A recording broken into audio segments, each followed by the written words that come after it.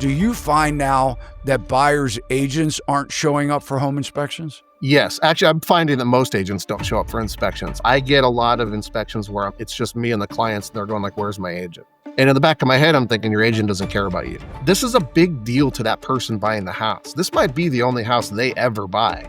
Homeowners also need to take responsibility for the quality of their inspection by being a meaningful part of it, by being there, by asking questions, looking for the best home inspector, not the cheapest home inspector. I wish it were reversed. I wish buyers weren't asking their realtor who the good inspectors are. I wish people, when they're thinking of buying a home, would be asking inspectors who the good realtors are.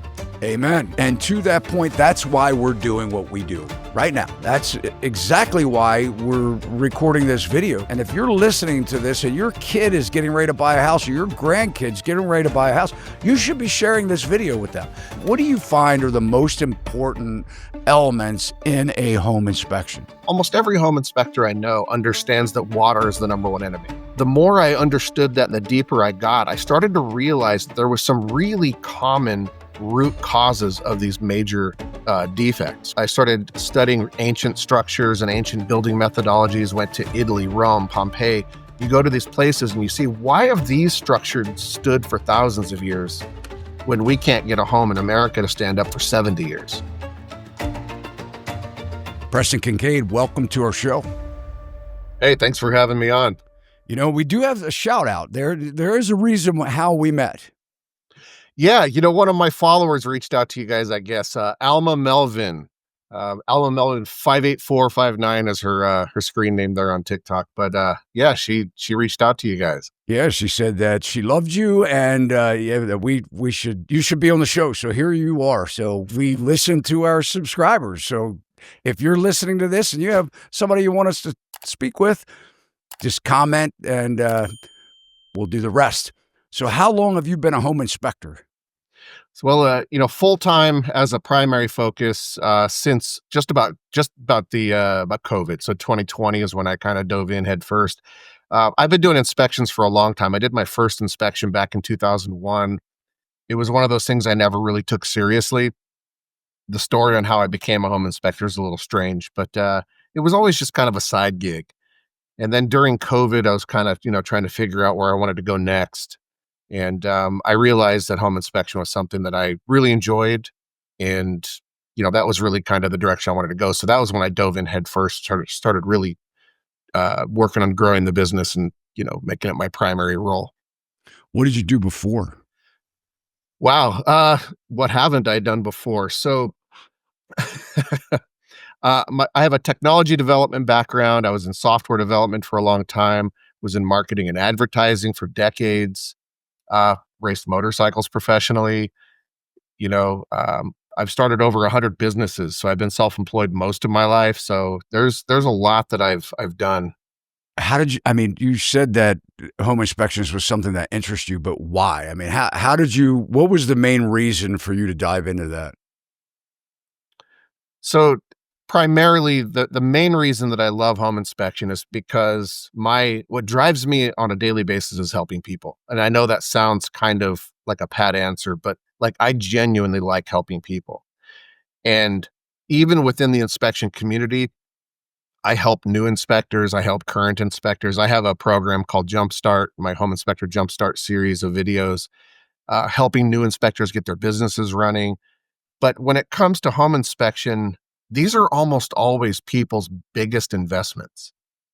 And it's one of those arenas where there's not a lot of people looking out for the home buyer, right? At the end of the day, and a lot of times what I have to tell clients is, I'm not calling realtors liars by any stretch of the imagination. But what I'm saying is I'm the first person in the entire equation that's going to actually tell you the raw, honest truth about the house. The listing agent's taking beautiful photos. The buyer's agent is showing you a bunch of houses. They don't always know, all the little details. So you can go all the way through a transaction and never actually know what you're buying until someone like me steps in and says, okay, here's exactly what's going on with this house. And I fundamentally believe that every person buying a home has a right to know what they're buying. I find it interesting that you said that you started your business during the COVID era. And that was a time when a lot of buyers didn't ask for home inspections because if they did, they wouldn't get the house. So how were you able, I mean, how did that affect your business getting started? It's interesting because that's still going on. Like that trend, that was kind of a new trend. That was kind of something that real estate hadn't seen before was um, people just by and large waiving inspections. And what we had was a housing shortage and really a crisis and a lot of people with money. So what happened during COVID is I'll tell you a trend I don't hear talked about a lot is a lot of renters stopped paying their rent, but they started banking that money. So a lot of people had down payments. So what you had was this huge flow of people wanting to buy houses. Um, but we were still doing inspections. There were still people that were saying, okay, I waived my inspection and we're buying it as is, but I still want to know. I still want a punch list of stuff to fix after I buy the home, that sort of thing. So it didn't really affect my business negatively.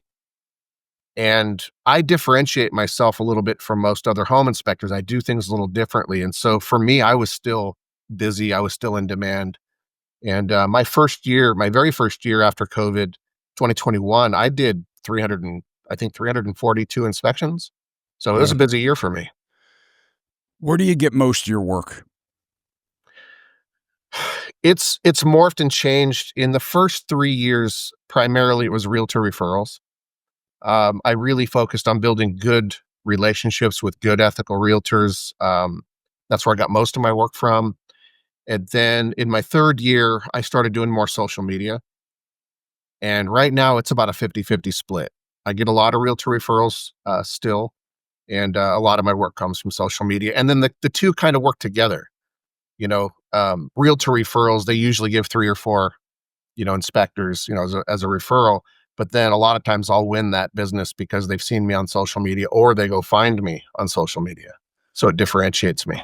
Now, it's interesting because you're in New York, and I don't know how the brokerage side works in New York. I mean, I know a couple brokers in New York. What part of New York are you located in? So I'm about 45 minutes north of Binghamton. I'm like kind of right in between Binghamton and Syracuse. I'm up in the middle of nowhere, out in farmland. It's pretty remote where I'm at. Yeah. It's interesting because what I have found and what you just said with realtors giving 1 to 3 referrals and having the buyer essentially pick, what I find is that the buyer has no idea of any home inspectors for the large part, at least here locally in Maryland and a lot of the other parts of the country where I have broker relationships. But I find that it's typically the real estate agent gives a referral of who they use, and a lot of times the buyer just goes for that. Is Right. is that the case, or are you really seeing where they give 3 and buyers are calling up and questioning you about your inspection process?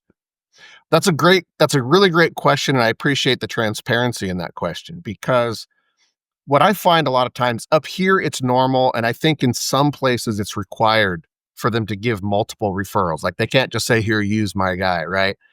But even here, you still get that finger tap. They still hand you a list of 4, but they still go, here's the guy you want to use, right? Now, the trick is in my area, there are inspectors that get that finger tap by being a soft inspector. They write really soft reports. They don't find a lot of problems. Realtors love some, not all, some realtors love those soft inspectors. They're half blind. They never find any problems with the house. Those guys get very busy and make a lot of money. And it's an issue for me. Like I actually consider that fraud. For me, on the flip side, I've had to work really hard at educating the realtors that I work with as to why it's important to give me that finger tap for being a thorough, ethical inspector. And part of those things are reminding them that, when you sell people houses, they're going to become your neighbor and you're going to bump into them at the grocery store. What you just said is I have found to be so true because the inspectors that and look, you've got both sides of the spectrum, but a lot of home inspectors that point out too much are known to real estate agents as deal killers. Deal killers, yeah. I mean, you've heard that before, right? And they don't want a deal killer. You won't get a call back. And it reminds me, my attorney told me about a case that he had where the home inspector, under oath, had said that there was a moisture problem with this particular house, and they were being sued. The inspector was being, I guess the agent was being sued, and the inspector was testifying, and I guess to save his own skin, which I don't think it ended very well, he said, well, because it was, do you ever use moisture meters in basements of houses? And he said, yeah, I use them all the time. Well, did you use it in this particular case? No. And why not? And he basically said that if he did, he had used it on a house prior, and the agent said, if you ever do that again on one of my home inspections, I won't call you back. And I mean, this was, straight out of the mouth of my attorney who was defending the case. So, and before we go on, I just want to say something else. I don't know whether you know, but I wrote a home buyer course, and I don't think there's ever been anything like it ever published or put out there for the public. And what I recommend, it's called Todd's Simple Home Buying Course. And not only do I teach people that they can do a transaction without a buyer's agent, and that's especially important now because of since the lawsuit, and they may end up needing to pay their agent or not getting a particular house.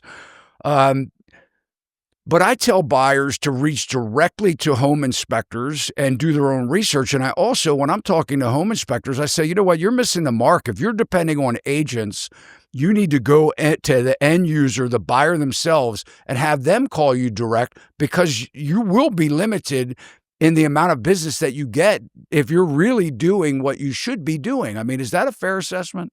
Oh, absolutely. And it's refreshing to hear you talk about that, because here's the thing. I think I'm about the only home inspector I'm aware of that actually has a blacklist. So I've never made myself beholden to realtors. And I believe even without realtor referrals that I would be able to shift my marketing strategy to be successful. The thing is what I found is that there are some really good ethical realtors out there.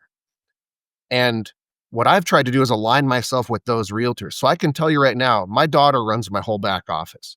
And we have a blacklist. And on a weekly basis, I'm calling her up and going, hey, put this person on the blacklist. I'm not taking referrals from them anymore. Now, that's interesting, because when their clients call me, and some of them call me because they see me on social media, I have to say, I'm sorry, I can't take your inspection. We will not work with your realtor. Leave it at that. So I have this growing blacklist. So the minute that a realtor were to tell me something, especially how to do my job with tools I can use, you're going on the blacklist. And, that is something that's going to change the cadence and how we interact. Right. And so what I've been able to do is I have a very small, what I call my green list. My green list are the good ethical realtors that we're talking. These are the realtors that call me on the phone and say, are you sure you looked at that closely? Because you said it was in good condition, but I noticed there was some rust on it. These are the realtors that really push me to be thorough for their clients. They're on my green list. These are the realtors that we will reschedule people to make room for on our calendar, because this is the change we want to see in the real estate industry. And I also have no problem when realtors do really unethical things. I have no problem actually putting them on blast on social media. So I now have a big enough following to where that doesn't come without consequence. Like, if you're going to be unethical and push me to do something that's I consider to be fraud, I'm going to let people know. I think that is the world of transparency, and I appreciate what you're saying. I'm completely refreshed that we're having this conversation, and I appreciate your transparency too. So let's kind of talk about the home inspection process. Hey guys, I hope you're enjoying the show so far. I just wanted to take a brief minute and share some exciting news. I have just released my new Todd Simple Home Buying course. This course is designed for anyone wanting to know how to buy a home. It's 14 lessons, includes worksheets and resource guides. It's designed to take you through the entire home buying process from start to finish. You'll learn how to represent yourself should you want to avoid paying real estate commissions, the best ways to shop for a home, how to avoid costly mistakes, what to look for when touring a home, negotiation tactics, and so much more.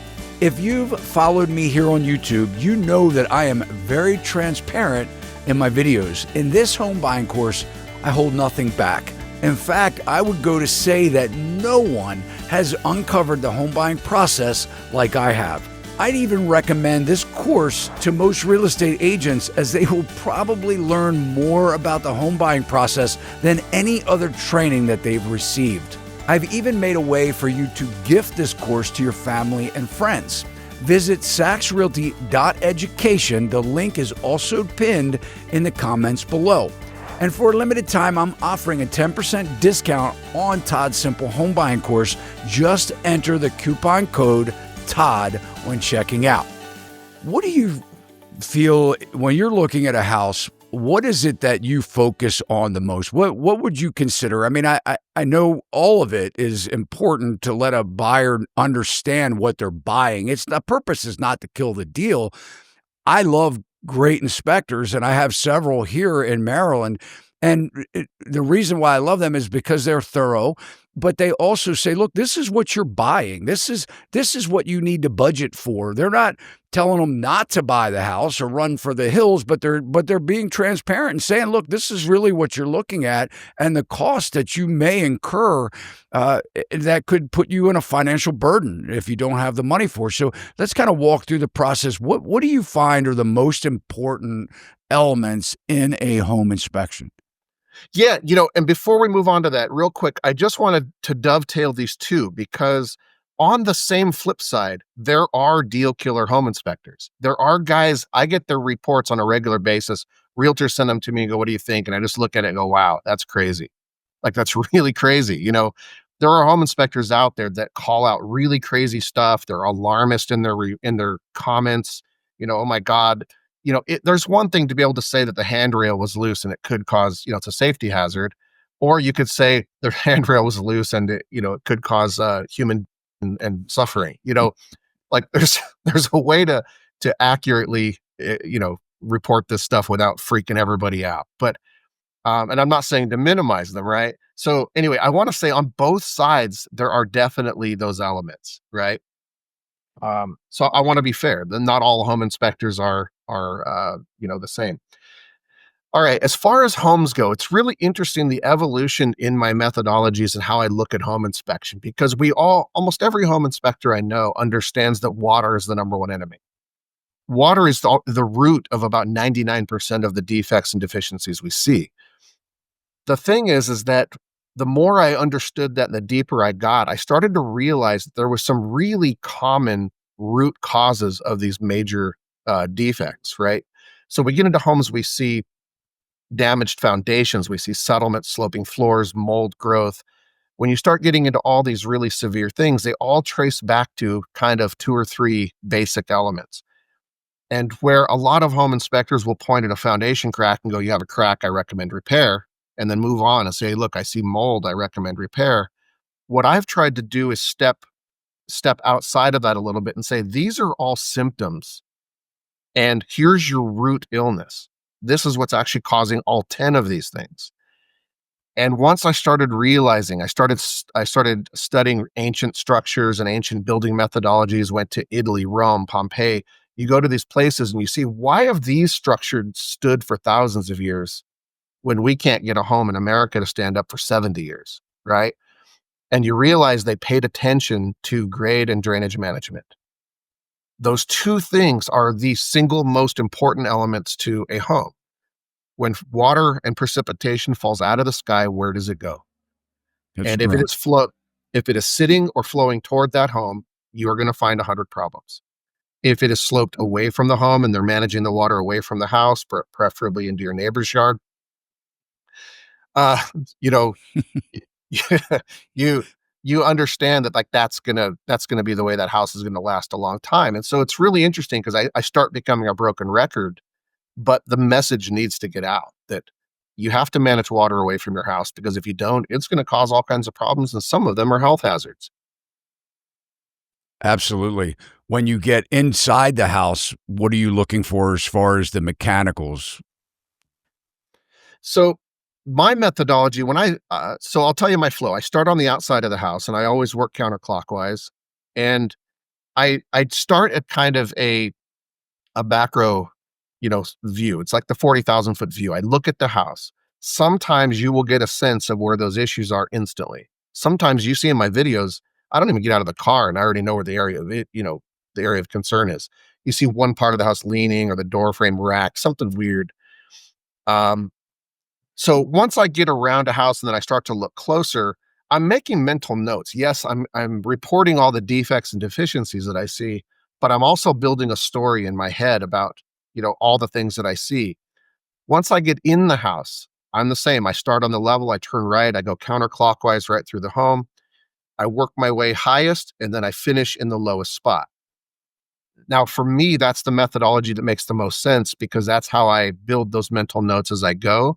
And almost always the lowest place, the basement or the crawl space, is where we connect the whole thing and finish that story to go, okay, here's where that water's coming in. Here's where that settlement is happening. Here's where the foundation's buckling, cracking, whatever.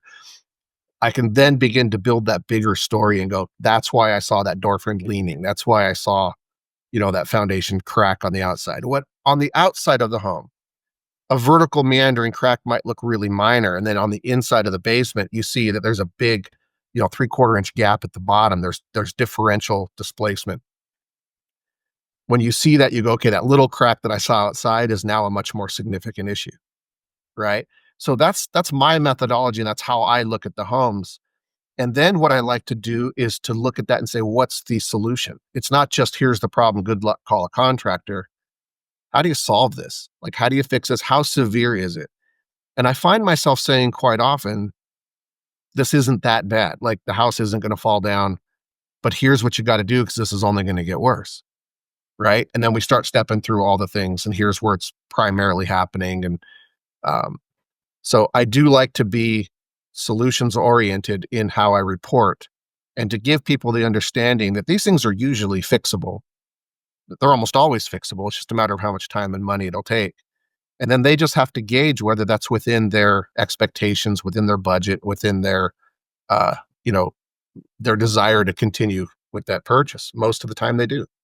What are you looking for as far as the systems inside, the electrical, plumbing, heating, and air systems? So in New York, we're in kind of somewhat of a lax state. Like, we're not required to assess, insulation, R rating, the R value, the SEER rating. Like, we don't really have to evaluate that stuff. Mostly what we're looking for in New York is overall condition, operability, lifespan. But I use a lot of thermal imaging. So, I actually can't imagine not doing an inspection. I can't imagine doing an inspection without using thermal imaging. It actually blows me away that all home inspectors aren't using thermal cameras. But so when I get inside, what I'm doing is making sure that, number one, I'm operating everything, and I'm operating it heavily. I'm not abusing it, but I'm trying to kind of stress the house a little bit. I'm running a lot of water. I'm running a lot of appliances. I'm running a lot of things. I want to know if the microwave, when I turn it on, if it trips a breaker at the panel because the range is also on. Did they share that circuit? Right? That's something I want to know, because they're supposed to be on dedicated circuits. Um, Running water, looking for things that are going to back up leak, that sort of thing. And you can't just run water. You have to stop the drain stoppers, fill the sinks, and then pull the drain stopper to kind of flood those traps, the S traps, P traps, whatever they've got. Inside heat. I catch a lot of crap from sellers, because when I walk in, I crank all the thermostats up to as high as they'll go. If they'll get up to 99, they're going to 99. And the reason I do that is because not only do I want to heat the home and run that heat, hard the whole time I'm there, I also want to do a flame check when I get in the basement, or wherever the utility room is. And then that's also going to help me with the temperature contrast with thermal imaging, right? I could then start to scan walls and look for thermal bridging. that sort of thing. We can look for weak areas of insulation. So again, what I'm doing is I'm trying to live as much as I possibly can in the house while I'm there. And we're only there for a few hours, so I have to do the best I can. And then we're looking for data tags. We want to know, how old is this equipment? Is this we're taught to tell people that appliances are usually, their expected useful service life is 15 to 25 years. But we also have to talk with our clients a lot about proper maintenance and how you can extend the lifespan of things by taking care of them. How about as far as electrical? Electrical. So an electrical panel. So the first thing we start with is the main service conductors. Is there proper clearance? Do you have a proper drip loop? Is the sheathing, jacketing, is all that in good shape? Are the gauges proper? Do you have 200 amp service, and do you see small wires coming in the top? Like some of those things can be an issue. Once we get into the panel, we're looking for, quite a few things in a panel. We're looking to make sure the breaker switches are adequate amperage. We're looking for the conductor type. Are they solid strand aluminum? Some solid strand aluminum, the older stuff, can be dangerous, so we want to make sure that we report that adequately. Are the wire gauges the right gauge? A lot of stuff. I mean, we see on a daily basis 20 amp breakers with a 14 gauge wire coming into it. And if you're not looking closely, you might miss that, and that could actually cause overheating and other problems.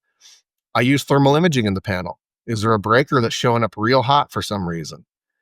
Then we're looking for, is the breaker panel, is it crowded? Is there just a lot of wires, crammed in this box? Do you see anything interesting? Do you see any open splices, double taps, triple taps? Are the neutrals and grounds, sharing, the same lug? Are there any open knockouts or twist outs where a little kid can stick their finger in? Like, there's so many aspects to a panel that we're looking for. But then we also have to sometimes be an investigator. If I'm going through a house and I notice I'm checking all the outlets with my tester and they're all coming up green, it's showing grounded outlets everywhere, but I get into the panel and I don't see a bunch of grounds in the panel, I can then go, you know what? I need to go take apart I need to take a couple plates off, because that could be a bootleg ground. And a bootleg ground is where they jump the ground up to the neutral, and it's a cheat, and it's actually very dangerous. So there's some of that stuff where you have to remember those mental notes. Wait a minute, all those grounded outlets showed up green, but I'm not seeing any grounds in this panel. This was an old 2-wire system. So, these are some of the things we have to do when we're getting into homes with electricity. How about your heating and air system? So, you want to make sure that obviously everything functions properly. Heating and air conditioning is also one of the components where you can use your nose a lot. Is it an oil-fired furnace, an oil-fired boiler, propane gas? Are you smelling anything? Do you smell gas? Do you smell combustion? If you smell exhaust, that system might need to be adjusted or maintained or repaired. Then when you're blasting the heat, you want to make sure that you're testing, right when it starts to run, you want to make sure you're testing with thermal imaging to make sure there's at least a 25-degree differential between the ambient air and the heat coming out of the register. So you are evaluating whether that's actually hot enough air coming out to heat the home. And then, are there any areas that aren't working? So a lot of times you get to a heat register and there's just nothing coming out. So you have to put that in and say, there was a duct or a register, present that was inoperable. Do you have a lot of houses that have more than one floor in your area? 2-story Yes. houses? Usually they're at least 2 stories. And in my area, because they're usually vintage and antique farmhouses, we're usually dealing with 3 or 4 levels, where it's basement, floor, second floor, and then attic. And sometimes it's a finished attic. When you're looking at the upper floors, if it's a single zone system, are you pointing out the fact that the returns could be ineffective, and that in summer months that their second, third floor areas could be much warmer than the first floor? I mean, I see this even in new construction. In my opinion, they do not design their heating and air systems properly to have an equal cooling. It's especially important in the summertime. Do you ever point that out to people, or do you find where there's only one main return in the hall or at the top of the stairs, and that return is responsible for removing all the warm air in that level? So definitely every house is unique. And so remember I told you at the beginning, I crank the heat on high and I basically run it for the whole inspection or as long as I can. If I'm getting a sense that downstairs is comfortable, second floor, third floor is stifling hot, I'm going to have a discussion with them about the zones and maybe, how the system is set up, where the returns are. We'll definitely talk about that. And I might actually recommend an energy efficiency audit or somebody to come in and do, an audit of the HVAC system. One of the things that's really interesting in my area that I think is unique, not all home inspectors have to deal with this, is the fact that in many ways, a lot of these older homes where I live have been upgraded and retrofitted with modern systems, yet the methodology of old was better. So, for example, in a vintage and antique home, usually the heating appliance was in the basement, wood or coal fired. And then they used passive venting, which were essentially fancy holes in the floor to allow that heat to rise up through the house. And in my opinion, that was actually superior in a lot of ways because number one, your basement was nice and warm and your plumbing didn't freeze in the winter. But number two, you can control where that heat goes and heat always rises. In modern houses, what we find a lot is you're heating the house and your first floor heat's ending up upstairs. And upstairs, when you go to bed at 9 o'clock at night, you find out it's 90 degrees and you're sweating up there, right? So I think in some modern systems, we're in many ways we're not doing as good a job as they used to. They used to think with the thermal rise of heat in the same way that cold works the same, kind of works its way down. So yes, I make a judgment call. I'm not always, trying to nitpick this stuff, but if I can sense that something's imbalanced or something's not right, I will definitely have a discussion with them and say, maybe you want to look at either adding an additional thermostat or maybe getting an HVAC contractor to figure out, whether this is actually a good system or not. And then is the tonnage right? Like, is it a 3,700 square foot home with a very small furnace? You know, I had a client, I actually did a video on TikTok about this. Client was complaining his furnace was always running. And when I got down there, it was a tiny furnace. I think it was a 1 ton or something. He had a massive, 2-story house. And so it was just overworking itself trying to keep up. Let's talk about the roof. You had mentioned to start off the podcast talking about water penetration and water being one of the most damaging elements to a home. Uh, the roof is a big part of that as well. What are you getting on the roof when you're inspecting the house, or using drone? So the roof is an interesting topic. So this is one of the most debated, right? There's a lot of home inspectors that don't walk roofs. So yes, I walk roofs. I don't walk all roofs. So, and I definitely have some different opinions about inspecting roofs. Number one, what we have is regional differences. Uh, there's a lot of debate among especially Western or even Southern inspectors. You got Arizona, Texas, California, these areas. These guys will always say, oh, you're a hack if you don't always walk the roof. But these guys are walking, 212 or 412 pitch asphalt roofs every day. Some of the roofs that I have to climb on and I still walk them, they could be 62 feet in the air, right? They could be slate roofs. They're usually 812 pitch, 1012, 1212. I mean, they get real steep. What I can say is that I do 100% of my roof inspections start with a drone, always. The reason is I like to document every square inch of that roof. Now, even if, number one, when I get the drone up there, I'm looking for things. And if I see defects, if I see concerns, if I see things I need to get my hands on, the ladder's coming out and I'm going up.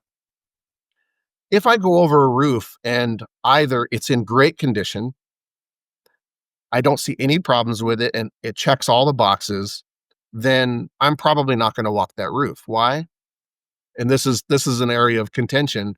I believe that walking a roof always damages it a little bit. So the same way that walking on a floor damages it a little bit, over time you get wear in the walkways. The center of your carpets wear out, the center of your floors wear out. The same thing with roofs. I can see roofs that have been walked on a lot because you see the granules missing. Metal roofs, you see the creases in it, you see the screws. So I believe that a roof should have as little traffic as possible. And if I look at a roof that looks brilliantly installed and I don't see any problems with it, I'm not going to walk around on it just for my ego. Now, also, if I get up to a roof and it's a total train wreck, I don't need to walk that roof to put in the report that this, roof is beyond its useful service life and needs to be replaced. Now, the argument you're going to hear to that is, well, what about soft sheathing? How are you going to tell if it's soft sheathing if you don't walk the roof? Well, number one, I've never seen a home with soft sheathing that I couldn't tell was damaged from the inside of the attic. Number two, if you think walking around on soft sheathing is a good idea, you just need to fall through a roof or two to find out that's a bad idea.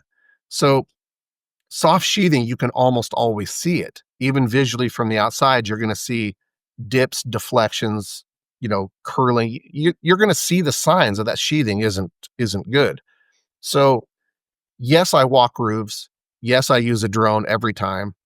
And you have to be a good evaluator of what you're looking at to say, do I need to walk this roof and what do I need to get my hands on? So I would say I probably walk about 20% of the roofs that I inspect.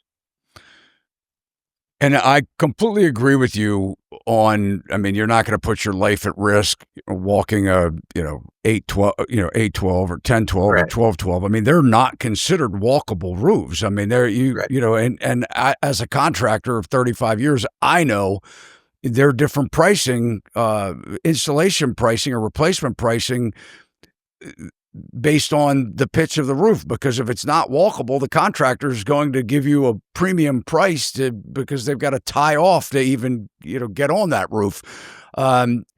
So I hear you with that. I do like to see if it's walkable. I do like to see the home inspectors walk the roof. If the buyer's not getting a roof inspection by or some type of certification from a roofing company, because of other reasons, obviously caulking, flashing, things like that, yeah, you probably can see from a drone. I mean, I like your process. I think that is a very acceptable response that you have. You're droning it. If you see issues, you're going to check it out. And certainly you could tell when when the shingles are starting to curl. You don't want to go on a slate roof. I mean, people that don't know what they're doing, they can do a lot. They could cause tens of thousands of dollars worth of damage to a roof or a tile roof if they're not familiar with what they're doing. And a lot of home inspectors don't have a clue. I mean, what we find, a lot of home inspectors take that minimal course and they have no building experience whatsoever or knowledge, and they can do a lot of damage, or like you said, give a crazy report of things that aren't even problems. I've seen that too as a builder, looking at the report and saying, what, you're kidding me. This is on every house or whatever. Yeah, let me interrupt you real quick. There's several aspects to drone inspections too that I think gets missed a lot. Here's the general assumption from most people, including most contractors, is that we fly the drone above, we take 6 photos from 50 feet up, and then, we go home. I'm actually doing a training video right now to show the drone inspections that I do, because they usually take 20 to 25 minutes, and they include 5 different levels of vantage points, including micro evaluation of every inch of the roof surface. And when I say micro, have you ever seen a home inspector walk a roof and get down on his hands and knees and crawl over the whole thing 12 inches from the roof surface? I've never seen that. I see guys get down. I've seen them depending. I mean, if we're talking about a metal roof and they're, screws and they're looking at the anchors, the grommets that are, I've seen that where they're inspecting the They'll grommets. bend down and look at flashing. They'll get close to the stuff they want to look at. Right. But when I do a drone inspection, I get every square inch of that roof surface from this far away. So I can evaluate. You can see granules. I can see ants crawling on the granules. That's how close I look at it. But then on top of it, I get angles you can't get walking the roof. So I get out away from the eave and look at it from the outside that you can't do when you're walking that roof, and up under the eaves into places where you just simply couldn't get if you're walking that roof. So when I get home, there are times I've walked a roof and found 4 defects. And then I get home and I go over every inch of that roof and I go, and I see something that I would not have seen walking the roof. Good point. And so this is why I argue that the best inspection isn't walking a roof. The best roof inspection is walking and using a drone because one, you're documenting every inch of the surface. Number two, you're then walking it and seeing it, touching it, smelling it, whatever you got to do. So anybody that says walking a roof is the best roof inspection is missing the boat. No, you prove a good point. In Maryland, and I know a lot of other parts of the country, inspectors are limited to what they can do. You had mentioned something about looking for soft sheathing. And yeah, you don't want to fall through a roof. That's no fun. And I've done that many times, or falling off the roof, or in framing houses, falling off of the walls even. But a lot of areas you can't get to, and the reason is because either the access is not available, things are screwed or bolted or locked shut, or blocked by things like furniture. Maybe an attic access is, you can't get to it. Are you in New York allowed to move furniture or unscrew access points, crawl space, coverings? Are you allowed to do that, or must all of that be open for you at the time of inspection? So that's a tricky one with the word allowed. Are we allowed? Yeah, we can do whatever we want to do. The minute you do something that you're not required to do, you're taking the liability for it. So am I allowed to try to light a pilot light on something that's not on? Yeah, but if I press the ignite button and it blows up the house, I'm buying them a new house, right? So the law says, and the requirements, the SOP for New York, most states say you don't have to do these things, right? All right, well, for me, I do a lot of things that I'm not supposed to do, right? I'm not supposed to move furniture. I'm not supposed to move personal items. I'm not supposed to unplug electronic devices. We're taught that if you unplug an electronic device, that could be running grandpa's pacemaker. You never know what it is. That you could be shutting off somebody's server, to a multi-billion-dollar corporation. Who knows? So we're really not supposed to do things. But when I get into a house, if I see they've got stuff plugged into all these outlets, and if I pull one and I plug in my tester and it's got an open ground, and I pull the second one and I plug in and it's got an open neutral, and I start to connect the dots, I'm going to unplug all those things. I'm checking them because I'd rather be sued by the seller for breaking their electronic device than to be sued by my client for not doing a thorough job. That's an interesting point, because I see all of the time on these inspection reports that they were unable to inspect certain areas because they flat out refused to open something. I can remember being on a home inspection, and and I think it's important, if you're an agent listening or you're a buyer, and you should know these things. If you're walking around the outside of the house and the house has a crawl space and there's a panel covering the access to the crawl space, you should be letting that listing agent know that needs to be opened up so that the inspector can get in there and do their inspection. And I had a situation where I had an inspector that I hadn't worked with. I was filling in. My agent was away on vacation, and I went to the home inspection in place. And the inspector said, well, I'm not going to take this cover off of the, I need a screwdriver to unscrew these screws to get into the crawl space, and we're not allowed to do that. And I said, hey, no problem. I went to my truck and I got my screw gun and I unscrewed it for him. I said, there you go. It's open. Do your job. But I see this all of the time. Oh yeah, no, I'm going to piss everybody off right now, including other inspectors. Here's what I'm going to say. Most of the time when you see these things in a report that says was not readily accessible, couldn't access it, blah, blah, blah. All right. They're usually just saying, I couldn't inspect it. There you go. All right. Number one, this gets all the way back to being proactive. When you schedule an inspection with us, our system sends the listing agent 3 emails and 2 text messages before the inspection saying, please make sure everything is readily accessible, open, unlocked, access panels, make sure the gas is on, the water's on. I will tell you that over the years, realtors, listing agents specifically, are doing less and less. We are finding homes every day that aren't ready to inspect. And I remember a day when listing agents actually went to the home and made sure everything was working. And we catch the heat for that quite often, that, well, why didn't you just turn on the water valve? Well, because when I do that, you guys sue us for the leak and the damage it caused, right? So why didn't you turn on the gas valve to test the heating, right? Well, because the house blows up, I got to pay for the house. I always want to say, why didn't you do your job as a listing agent to make sure it was ready to inspect? Right? You've done this a million times. You know these panels have to be open, the gas has to be on. This is not something you don't know. All right. But on the flip side, right across the board, you're going to find home inspectors are really resistant to this idea because they don't want their clients present at the inspection. Just come at the end. I'll give you a summary.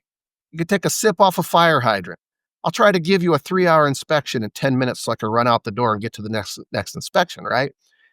All right. I've been a very vocal advocate for encouraging clients to attend their inspections and to make them a meaningful part of it, not just go stand on the lawn.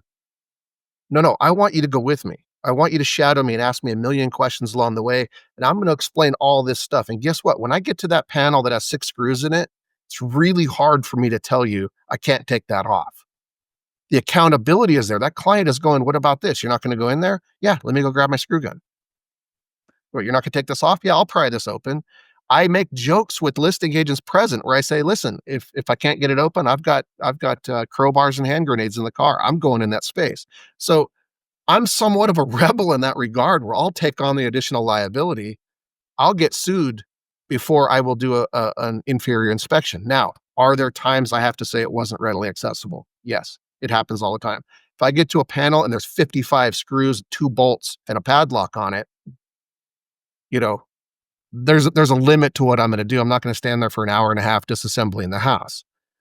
But if there's an access panel that could be pried off, I've been known to actually break panels and replace them. If it's just a rotted piece of plywood, I'll just pry it off and I'll just cut a new one, come back the next day and screw a new panel into it. Because I'd rather do that than have my client go, my home inspector sucked. He didn't even go in there.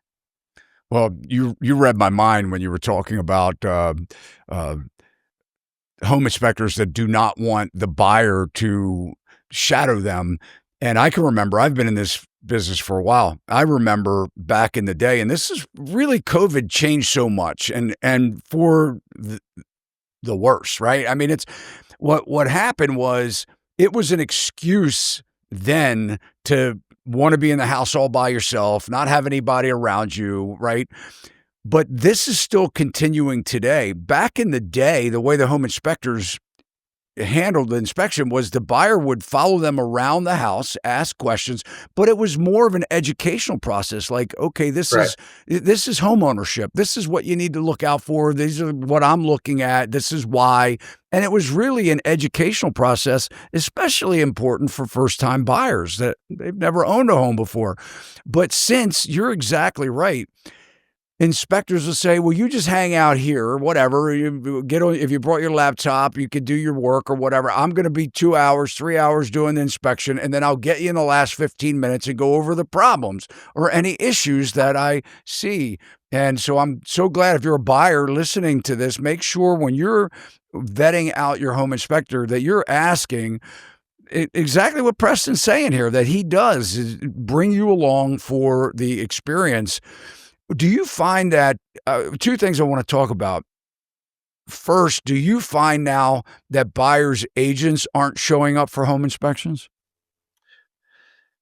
Yes. Actually, I'm finding that most agents don't show up for inspections. But what I'd say is the good agents do. The agents that care about their clients, both on the listing and the buyer side, they're present, right? And I love that. On a daily basis, I work with really good realtors, and they almost always show up. And they're always a meaningful part of it, and I love that. I get a lot of inspections where it's just me and the clients, and they're going like, "Where's my agent?" And in the back of my head, I'm thinking, your agent doesn't care about you. He just cares about the commission. And I don't say it out loud, but that's how I feel, right? Because I feel like this is a big deal to that person buying the house. This might be the only house they ever buy. I'm going to do 500 inspections this year. This is the only inspection this person's going to attend. And this is the difference between, I talk a lot about this. I probably get the most hate from other inspectors over this. There is a difference between being a home inspector and being a professional consultant. Home inspectors can jam in, knock out a report, jam to one or two more inspections. That's their life. That's what they want to do. Great. I want to be a professional consultant. I want to help my client through the process of buying this house, and I want this to be a memorable experience for them to go, my inspector explained all of this stuff to me. And On the flip side of that, it also drives most of my Google reviews, right? So when you're stepping up and you're delivering that superior experience, it's only going to work out well. Um, yes, agents, when they don't show up, I get it. Sometimes they can't, but there are agents that just never do. And I hear from some agents, my lawyer told me it's better if I don't. I think that's nonsense. And I think that clients see it. I think that it's part of relationship building. And this is a big thing. This kind of thing that's been lost in America, reputation.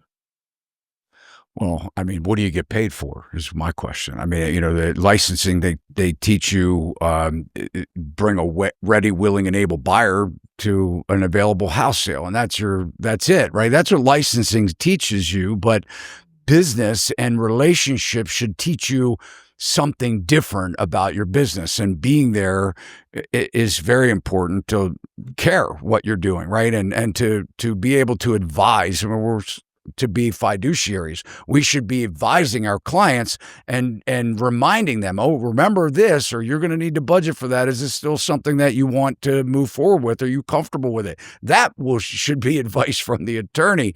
But before we move on, I want to get back to the inspection process itself.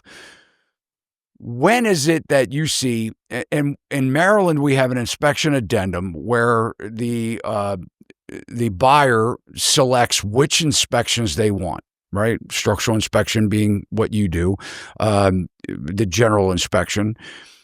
Then we have things like radon, mold, chimney, that Water type of thing. testing.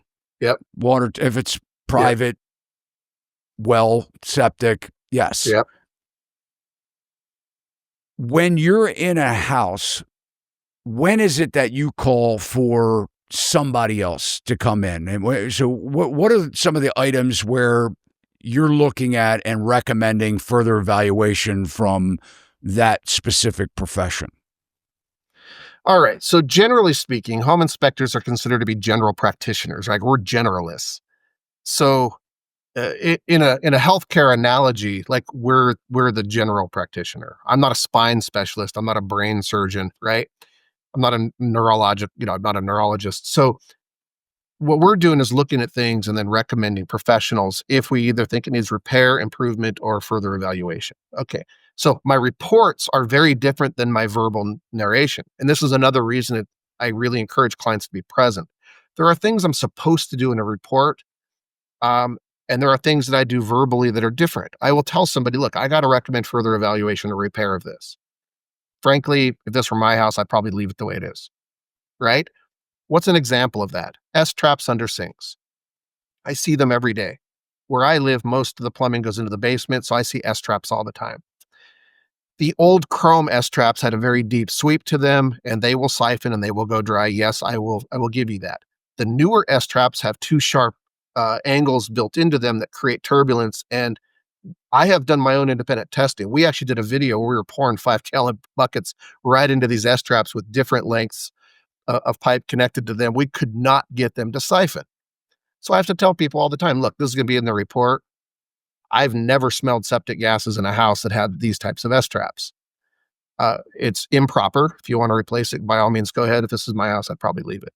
So these are some of the examples of how I can tell people verbally something that has context and explanations to it versus my report's going to say an S-trap's improper. I recommend repair.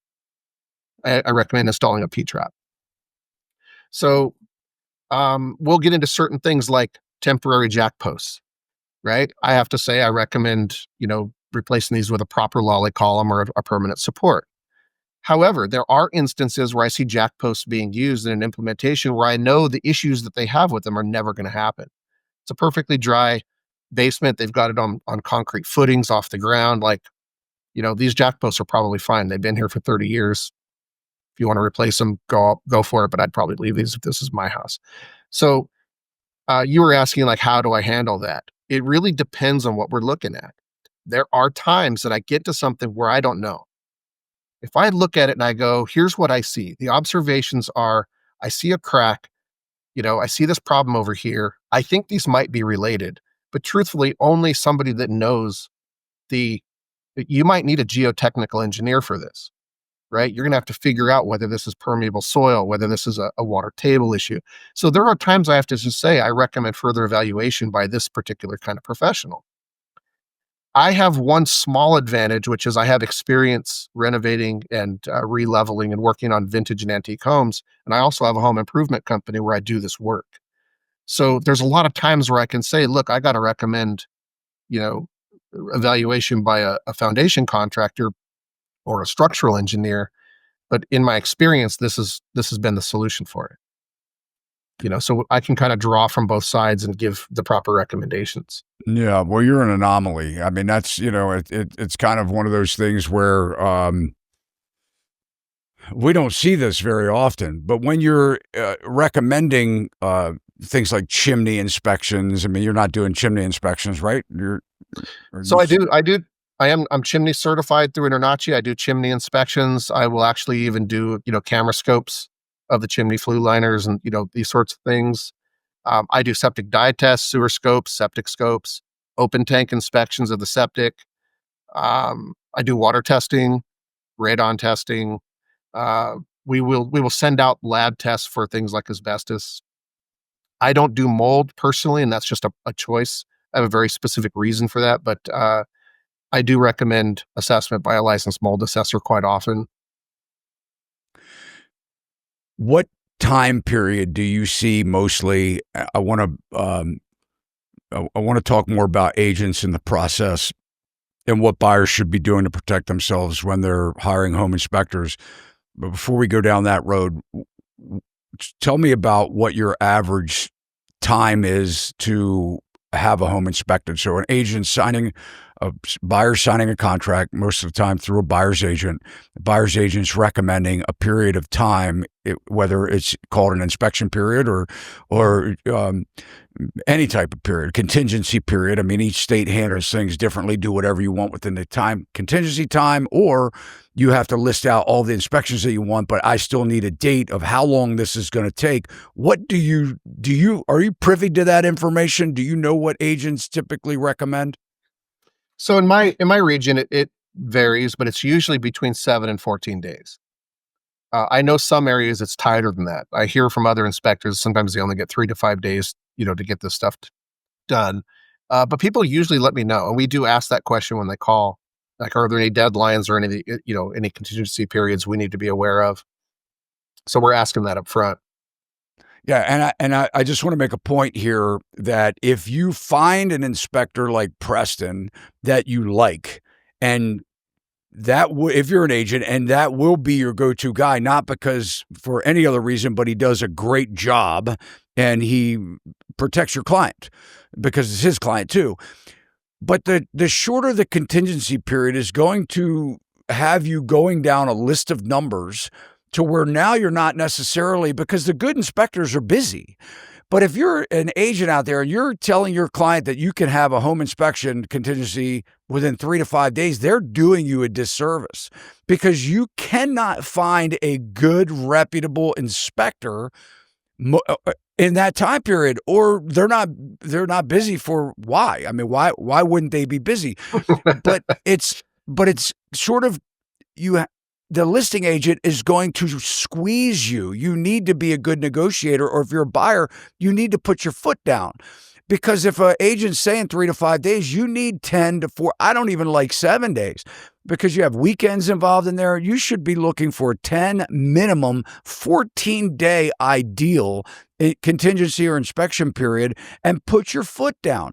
If they want to sell that house, and especially in a market where things are sitting on the market longer, price reductions are happening, don't be bullied by that listing agent trying to tell you, well, we'll accept your offer, but you need to get this contingency period down. So I just wanted to say that. No, I agree, man. Listen, we do everything we can. If we know someone's on a tight 7-day or even a 5-day, period, we'll run out same day. They'll book the inspection in the morning. We'll go out that day and set the radon and grab the water sample, right? So that we can get those test results back right away. Usually by the time I get the report out, we're getting test results back. So there's ways to be proactive. But I agree with you. I think a topic that doesn't get discussed enough that's also a disservice to clients is the race to the bottom with home inspection pricing. Now, we get the pressure from realtors too. I'm the most expensive realtor I'm sorry, the most expensive home inspector in my entire region. And I get pressure from other realtors going, well, why are you $650 when John over here is only $300? So we get that. So every day we get calls to my office from people going, hi, I'm calling to see how much you charge for a home inspection. That question to me always baffles me because number one, what's happening is inspectors are now stacking 3 or 4 inspections on their calendar because they're only making 200 or $300 on an inspection. So what you're going to get is a guy that isn't. This is why he doesn't want you present. He wants to race in, get done in an hour, get over to his next inspection. So that race to the bottom with pricing is driving a deterioration of the inspection quality. On top of that, the realtors are also pressuring us. Well, we know 3 other inspectors that are $350. So I think pricing needs to be talked about because I don't know a single good home inspector that is cheap. And I can tell you all day long, I know people that'll rush through your inspection for $300 all day long. And so it's not just the contingency periods that are being used, but also the pricing, right? So realtors oftentimes will say, no, we like, John, Joe, or Jerry because his pricing is good. But they also know they're going to get a soft report because he rushed through the inspection. He's not going to find anything wrong with the house. Great. Now they get to sell the house and make a commission. Well, back to that point. I mean, I tell people that they should plan on $1,000 to $1,200 for home inspections. I mean, depending on what type of house they're buying. I mean, I love for them to have trades come in. I mean, if a home inspector doesn't do a chimney inspection, you need to schedule a company that will come in and do that because a liner could be $5,000, $7,000, $8,000. Yep. Repair work to make a fireplace safe to use, a wood burning fireplace, and they're selling it as a house with a fireplace. So you would Right. expect that you could burn a fire without burning your house down. And so, I agree with you. There are areas where you should be negotiating. One is your buyer agent compensation. You should be negotiating with your buyer agent when you're interviewing them, finding out what they do, not necessarily going with the cheapest one, but understanding what are they doing for the money. And I'm glad you did talk about pricing. Let's talk about your industry at large, because I look overall, and I'm very transparent. I feel there's a right way of doing things and a wrong way of doing things, and you're either setting your business up to have great reviews and great success, or you're going to be firefighting and living in fear as a business owner that something's going to come back and get you, right? So, but your industry, exactly to your point, is price. Everybody's focused on the price and not killing the deal. I'm sorry, it happens. This is just the way it is because inspectors are bound to agents for the bulk of their business. That's who they're sucking up to. And when a buyer's coming along and they're saying to the buyer agent, I don't know, do you have a home inspector? They're like, oh yeah, of course I do. My buddy, it's so-and-so, and don't you dare kill this deal. We're close, and I've spent my commission already. This happens, right? This is the reality of this industry. I say like we have already talked about, you should be going to home inspection companies, should be relying on doing exactly what you're doing, hitting the airwaves, getting clients to call you, buyers directly to call you, or sellers if they want to get a pre-listing inspection. They should be going straight to the inspector, or if the agent is giving them referrals, they should be just taking that as exactly what it is. It's a referral. You should still call the inspection company, ask them what they do, look at their reviews, call other companies as well, find out who you feel you're comfortable with hiring because you're hiring them as the buyer. Oh, I agree with everything you just said 100%. 100%. Like, I couldn't agree with you more. The thing is that I wish it were reversed. I wish buyers weren't asking their realtor who the good inspectors are. I wish people, when they're thinking of buying a home, would be asking inspectors who the good realtors are. Amen. Because we know. We know. Like, we could tell you who the good ethical realtors are. And to that point, that's why we're doing what we do. right now. That's exactly why we're recording this video, to get it out into the public. And if you're listening to this and your kid is getting ready to buy a house, or your grandkids getting ready to buy a house, you should be sharing this video with them, because that is the way that it should, that we would like to see it go. And it would eliminate a lot of this remorse that people are experiencing buying a house and finding out they need to spend $10,000 or $15,000 in the first 30 days of living in their house.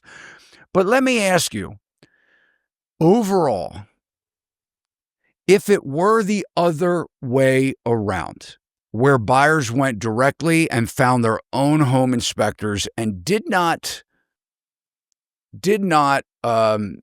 go through their agent, would the inspection results produce, or would the inspection themselves produce different results for the buyer? So here's what I can tell you. Here's a dirty little secret in the inspection community that I'm going to let the cat out of the bag right now. By and large, right across the board, almost every inspector that I know is going to nod their head when I say this. We all wish that we didn't have to be magic wordsmiths. We all wish that we could just go into a house and do our job without having to worry about not pissing off the realtor, not being labeled a deal killer. Most of the good inspectors that I know are good. All of us are held to such a high standard, and it's such a high liability job. You make one mistake, it could cost you hundreds of thousands of dollars. You miss one little thing, you're cooked, right? So we have to go through all this continuing education. We're in groups every day. We're sharing knowledge. There's a hive mind happening. But then what we have to do is then go in and go, well, should we say that this is a safety hazard, or should we say it's a safety concern? Should we say this is, we have to get into this wordsmithing that makes our jobs really hard, because if we choose the wrong words and this realtor thinks that we freaked out their client, now we're cooked. We're not going to get the referrals anymore. I wish that dynamic didn't exist. And I think every home inspector in the country wishes that doesn't exist, because when we get the inspections that are from somebody who already owned the home, or people that are working without realtors, just FSBO right across the board. Oh, those inspections are so much easier because we just go in and do our job. We don't have to think for a second how we word things, right? So I really wish that the whole deal killer label didn't exist. And yes, I agree that there are some of us that do that, right? I think you could take any industry in the world. You could take any industry. I used to see it a lot with police. Oh, there's a bad police officer that way. I hate cops. Wait a second. No, wait a minute. Home inspectors are no different. Just because there's a couple guys out there calling out crazy stuff doesn't mean that by and large we're all idiots. And so if it went the other way, if people were coming directly to home inspectors and then asking for the referral to the realtors, I think that the real estate industry would be a lot more transparent and ethical. Now, we tried to do this work. I don't know if you're aware, but bestinspectorlist.com. We took the criteria of what we were recommending people do when they're looking for a home inspector. Here's the list of things you should be looking for. They should always do a roof level inspection. Binoculars from the sidewalk? Give me a break. Nonsense, right? They need to be certified through InterNACHI. They need to be, you go right down the list. They need to encourage you to attend your inspection and be a meaningful part of it. They need to be using thermal imaging. So we go right down this list, and I've done numerous videos telling people, when you're looking for a home inspector, here's your 10 questions. So then we went and we did that work. Inspector AJ, is the number one top social media guy in the home inspection industry. He and I partnered up and we went and created Best Inspector List, and we went and did that work. That's still published? Thousands. Oh yeah, no, it's a national database. Yeah, man. So we got thousands of applicants, and we're weeding through them going, here's the guys that are actually meeting that standard. Bestinspectorlist.com. Correct. And it's not just guys. Another dirty little secret. Some of the best inspectors in this country are females. Women tend to be much more detail oriented. Also, because female inspectors are working in a male dominated field, they're held to a much higher standard. So they got to be on their A game all the time. I know a very good female inspector. I do too. I wouldn't for a second hesitate hiring a female home inspector, because if they've been in business for any length of time, they've had their feet held to the fire. They know what they're talking about. Let's talk about the home warranties that most inspection companies have, where they uh, say, "Hey, if something is found out later, we have this home warranty that backs up what we do." I'm glad you're laughing. I feel the same way, but let's talk to that for a minute. All right. What I will say is I've been adamantly against those home warranties because frankly, what I think is it's another level of liability protection for the home inspector. And it's under the guise that they're selling you something valuable because to be honest, a lot of those warranties aren't going to pay a claim. The fine print excludes all the stuff that's going to break. Now, I will say my mind has been changed. The Elite MGA, which is the primary insurance in the inspection industry, does have a warranty and they actually pay those claims. So I've considered, implementing some of that into my business, especially for some of the higher end homes. Um, but I think for the most part, to me, it seems cheesy for a home inspector to try to add on these things if they're trying to sell you a warranty. They're trying to sell you, any ancillary things like that. We're home inspectors. We're consultants. We're not supposed to be selling you a home security system. We're not supposed to be selling you home warranties, that sort of thing. Say again, who's changed your mind? What's the name of the organization or company? A company called Elite MGA, and Elite they're MGA. yep, and they have the one of the owners of that company is one of the premier lawyers in the home inspection industry. The guy's smart as a whip. He knows the home inspection industry better than I do. And so and they're a very legitimate company, and I think their warranty is legit. They're actually paying claims and they're covering things. So my mind has been changed a little bit. Yeah, well, we'll publish, and also Preston's information is in the show notes below. And as we started out, I mean, we're talking because of a mutual viewer that recommended that we have you on the show. So again, everything is published below.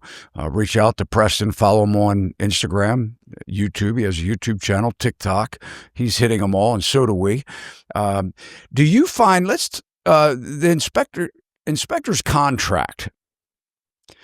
What I get a lot of times when a buyer will call me up, and because of our reach, I mean, I get a ton of emails and calls and comments. And a lot of people say when they reviewed, the inspector missed this or that or whatever. And in the contract, and I know it as well, you have everything in that contract to protect you. Well, that wasn't covered, or we couldn't access that, or what should buyers be looking for specifically in an inspection, a contract that you have to sign or acknowledge prior to, when you're scheduling that inspection? What should they be focused on the most? Where are the poison pills in that contract? Wow. All right. So just about every contract I've ever seen comes directly from your insurance provider. And I will say they're almost all exactly the same. And the issues really aren't around the agreements. You're right. The agreements basically say we're not responsible for anything. Right? I'll be honest. Like that's what our agreement's like, we're not responsible for anything that we miss. All right. But that doesn't hold legal water. Like that's a veil that's easily pierced because there are lots of lawsuits against home inspectors that are successful. So if those agreements were ironclad, there would be no lawsuits. So again, you have lawyers and insurance companies always trying to mitigate loss and risk. That's just we're required to use their agreements. I have to use their agreement or I can't have their insurance. At the end of the day, what's most important, there's two things. Number one, vet your home inspector properly. Do a good job. Don't just go off your realtor recommendation. Unless they're referring me, then definitely take the recommendation.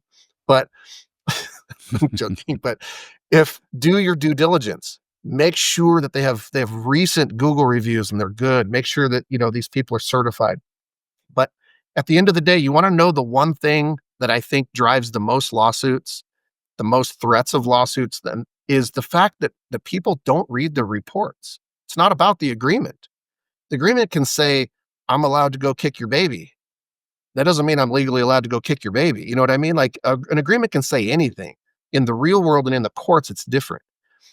But the problem is almost every instance I've ever seen, and I'm in private Facebook groups, so I see a lot of these stories, it's the people didn't read the report, right? Well, you didn't tell me that there was mold. Okay, well, section 10.2.1 says that there was a possible mold-like substance observed. Oh, I didn't see that. So what we find quite often also, the very first time I ever got threatened with a lawsuit was a guy who was told by his contractor that his basement was leaking and that I didn't call that out in the report. The problem with that is basements don't technically leak, right? If your house is built properly and you have proper grade and drainage, water shouldn't be flowing up against your foundation. And I definitely called out negative grade. And I definitely said that this could lead to water intrusion to the basement. So this was one of those things that was verbiage related. Did I tell him about the problem? Yes. Did I tell him the same way that his contractor did? No. So I think that in that instance, the client wasn't present at the inspection. So there's that, right? It was like, I think that there needs to be accountability on all sides. Homeowners also need to take responsibility for the quality of their inspection by being a meaningful part of it, by being there, by asking questions, looking for the best home inspector, not the cheapest home inspector. On our side, we need to do the right thing. Okay. I've fixed homes. I've replaced water heaters. I've done things that I didn't even have to do just because it's the right thing to do. So there's also that aspect. I think all of us as the human species need to be stepping up and doing a better job. We don't have to fight everything out in court. All great stuff, man. Well, we look forward to, Preston, having you back as a regular contributor. There's a lot that we can cover on this topic, but I think we did a very good job in this video being more of an education value for home buyers out there to really take control of their situation. Don't trust your real estate agent with everything that you have to, or maybe you trust but verify. That's a better way of saying it. But Preston, thank you so much, man. It's been great having you on the show, and look forward to seeing you again soon. Hey, I appreciate you having me on. Thank you for your time, and thank you to everybody watching. I appreciate your ears. All right, now cruise on over and subscribe to Preston's YouTube channel. Follow him on TikTok or follow him on Instagram, wherever you prefer to get your information, and we'll see you all next time. Thanks so much for watching. If you liked the video, you can let us know by smashing that thumbs up. And if you haven't already subscribed to our channel, please consider doing so now. Hit that alert bell. You'll know every time we upload content just like this. Keep those comments and questions coming. And one of the biggest compliments you can do for us all here at Sachs Realty is to share our channel and this video with your family and friends. This will help us to continue to build this amazing online community with viewers just like yourself. See you next time. Sachs Realty, Maryland broker number 607720, office number 443-318-4514, equal housing opportunity.